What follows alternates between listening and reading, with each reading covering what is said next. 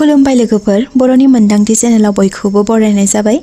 दिनै 22 नभेम्बर 2025 बुधबार बाराय। दिनैनि सानसेनि फानजामुथिजों लोगोसे नोंथांमोननि सेराव फैनाय जाबावबाय।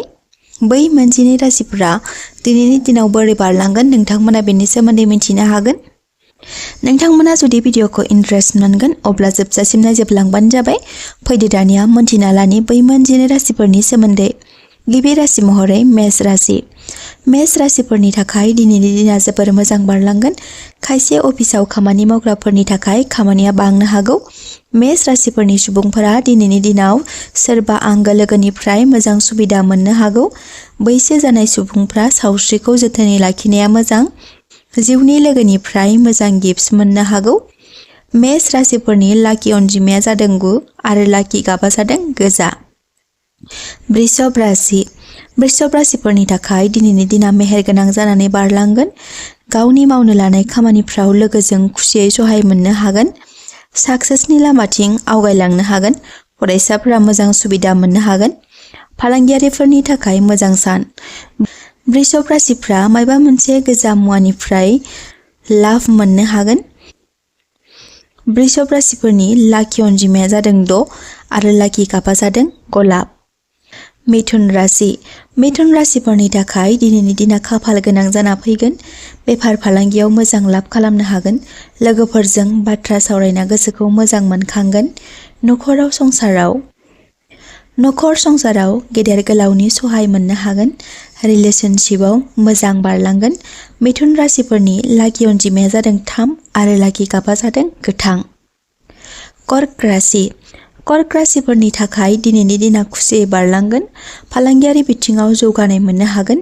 गोदान खामानि मावनो थाखाय जागायजेननो हागौ। नाथाय बैफोरबायदि खामानि मावनायनि सिगां उन्दैफ्रा गेदेरनि हेफाजाब लानाया मोजां। नखरारि बिथिङाव गोरोबलायनाय फैगोन। थासारिया राफोदैनो थागोन। बेलासि समाव बिदा फंबायनि गेजेराव खुसियै बारलांगोन। कर्क राशिफोरनि लाकि अनजिमाया जादों 2 आरो लाकि गाबा जादों गुफुर। सिंह राशि। सिंह राशिफोरनि थाखाय दिनैनि दिना खामानियाव गोरोन्थि जाना थानायखौ बोस्रांनो हागोन। नखराव मायबा मोनसे मुवाखौ खोमाना लानांगौ जानो हागौ। दिनै सिंह राशिफोरनि आइजोफोरा खामानि बिथिङाव रेहाय मोननो हागोन। उन्दैफ्रा बिमा बिफानि खोथा खोनासंगोन। सिंह राशिफोरनि लाकि अनजिमाया जादों 1 आरो लाकि गाबा जादों सना गाब। कन्या राशि। कन्या राशिफोरनि थाखाय दिनैनि दिना थांलाय फैलायजों बारलांगोन। सानै हयै लोगो खालामनाया मोजां। थासारिया गोरायै थागोन। बिफाफ्रा फालांगियारि बिथिङाव लोगो लाफादेरगोन। लोगोफोरा नोंथांखौ जौगाखांहोगोन जायजों नोंथांनि फोथायनाया बांगोन। बैसो जानाय सुबुंफोरखौ सावस्रि बिथिङाव साबधानै लाखिनाया मोजां। कन्या राशिफोरनि लाकि अनजिमाया जादों 5 आरो लाकि गाबा जादों नारें गाब। तुला राशि। तुला राशिफोरनि थाखाय दिनैनि दिना लाभ गोनां जाना फैगोन। सिगां मावखानाय फिसा खामानिफ्रावबो मोजां फिथाइ मोननो हागोन। फिसा फिसौ जौगासारनायखौ मोनफुंनो हागोन। अफिसफोराव खामानि मावनाय समाव गोसो होनाया मोजां। थाबथानानै थानाय फैसाफोरखौ मोनफुंनो हागोन। तुला राशिफोरनि लाकि अनजिमाया जादों 7 आरो लाकि गाबा जादों अख्रां गाब। वृश्चिक राशि।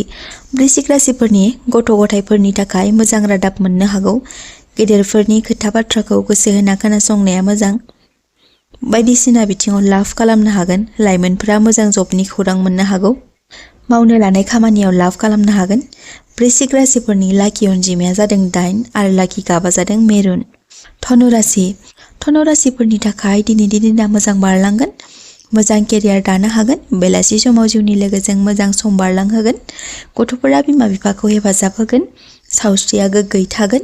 धनु राशिफोरनि लाकि अनजिमाया जादों 4 आरो लाकि गाबा जादों फान्थाव गाब। मकर राशि। मकर राशिनि सुबुंफोरा खामानि बिथिङाव जौगासारनाय मोननो हागोन। नखर बिथिङाव मोजां फिथाइ मोननो हागोन। बिदा फंबायजों हेफाजाब होलायगोन। समाजाव खामानिया बांगोन। गोनांथि लेखा बिलाइफोरखौ जोथोनै लाखि। मकर राशिफोरनि लाकि अनजिमाया जादों 8 आरो लाकि गाबा जादों गोसोम। कुम्भ राशि। कुम्भ राशिफोरनि थाखाय दिनैनि दिना मोजाङै बारलांगोन। गोनांथि खामानिफ्रा गोरलैयै फुरा जाफुंगोन। बिमा बिफानि अननाय मोननो हागोन। नखराव गासिबो खुसियै दिन बारलांहोनो हागोन। कुम्भ राशिफोरनि थाखाय लाकि अनजिमाया जादों 11 आरो लाखि गाबा जादों निला। मीन राशिफोरनि थाखाय दिनैनि दिनाव सोलायनाय मोनगोन। जिम ट्रेनारफ्रा मोजां ग्राहकफोरखौ मोननो हागोन। केरियार बिथिङाव आवगायलांनो हागोन। गोजौ मासि आरो आवगायनायनि सुबिदा मोनगोन। दिना सान्थियै बारलांगोन। मीन राशिफोरनि लाखि अनजिमाया जादों 5 आरो लाखि गाबा जादों अख्रां गाब।